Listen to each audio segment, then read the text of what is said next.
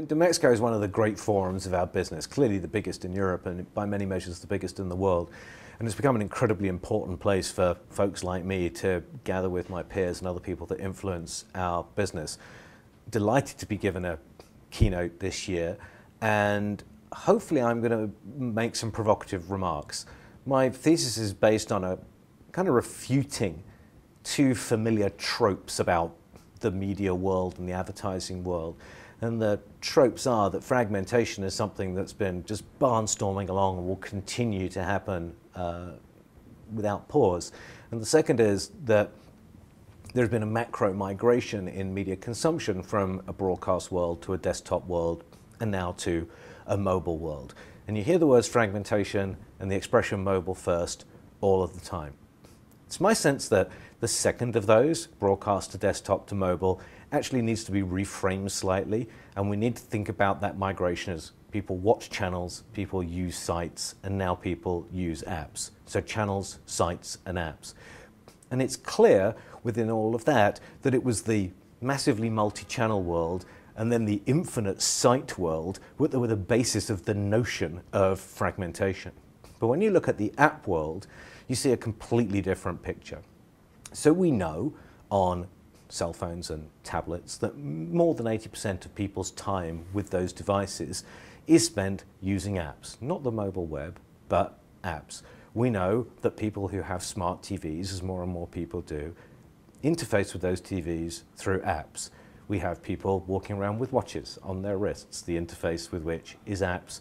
We have people driving automobiles, and in fact every new automobile pretty much that's sold in the world that use apps in their telematics system.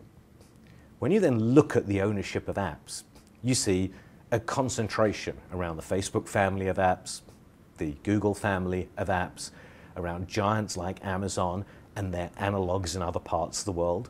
If you're in America, you may have Amazon and Target. If you're in the UK, you might have Amazon and Tesco.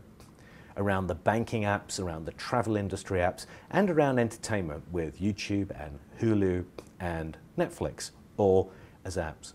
So the assertion that I am making is that apps actually signal the end of fragmentation and a return to scale. The audiences of those apps will of course be atomized, one user at a time, and if you want an analog for 25 years ago and today, I'd say to you, look at an NBC, ABC, CBS world, but imagine you could buy that audience one user at a time. And I think that's a more interesting analog for where we are now than the familiar trope that we've become used to. So that's what I'm going to talk about. As a complement to that, I'm going to say to the audience that when commercial television came into existence, when the magazine market started, and when other major shifts in media happened, some major advertisers in automotive, telecoms, packaged goods, and so forth took franchise positions, either in primetime air, the back covers of magazines. People will understand what I mean by franchise positions.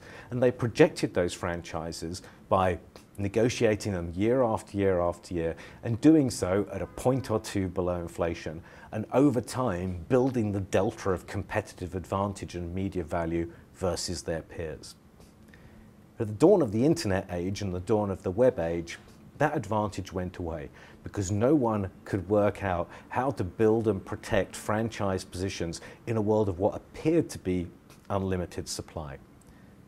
It's our sense that that supply is no longer unlimited. It's going to become constrained in some way or another.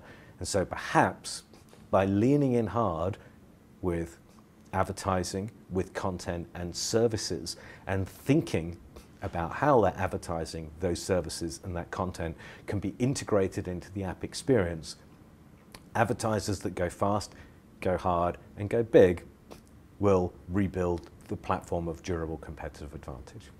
So now I don't need to give the keynote at all. In terms of advertising into the apps, there are challenges, and of course it's growing like crazy, but advertising is not growing as quickly as consumption is on apps, on mobile certainly. What's holding it back, and where might that be going? So I think it comes into two categories. There's the in-stream app usage, which I think is growing very well.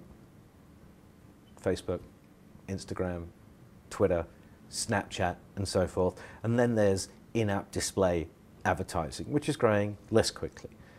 The reason why that first group is growing so quickly is that there's massive data and massively usable targeting at a scale that no one's ever really seen before.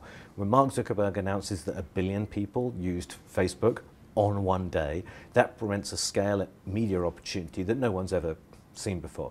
My view is that as more apps move into an in-stream environment, more apps used to integrate services and content with their basic functionality, we will see that grow. And I'd like to highlight once again that when people talk about some of the constrained growth issues about mobile and in-app advertising, they're talking about it on a relatively small cell phone. What I'm suggesting to you is that apps will become the interface to the tablet environment, will become the interface to the smart TV environment, and many other places aside. And by integrating services and content as well as advertising, those things will find their place into those environments.